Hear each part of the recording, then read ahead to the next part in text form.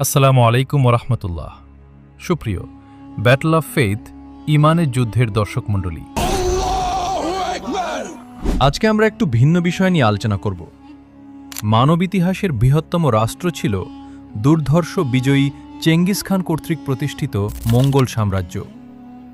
ত্রয়োদশীর প্রথমার্ধে Genghis Khan মঙ্গলদের ঐক্যবদ্ধ করেন এবং পূর্ব এশিয়ার মঙ্গোলিয়া থেকে চেঙ্গিসের নেতৃত্বাধীন মঙ্গলরা বিশ্বজয়ে বেরিয়ে পড়েছিল এবং অসংখ্য রাষ্ট্রকে ধ্বংস বা করতলগত করে তাদের বিশাল সাম্রাজ্য প্রতিষ্ঠা করেছিল।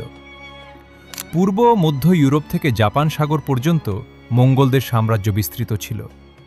উত্তর দিকে উত্তর মেরুর অংশবিশেষ পর্যন্ত, পূর্ব ও দক্ষিণ দিকে দক্ষিণ এশীয় উপমহাদেশ, দক্ষিণ পূর্ব এশিয়ার মূল ভূখণ্ড ও ইরানি মালভূমি পর্যন্ত এবং পশ্চিম দিকে লেভান্ট ও কার্পেথিয়ান পর্বতমালা পর্যন্ত মঙ্গল সাম্রাজ্য বিস্তৃত হয়েছিল।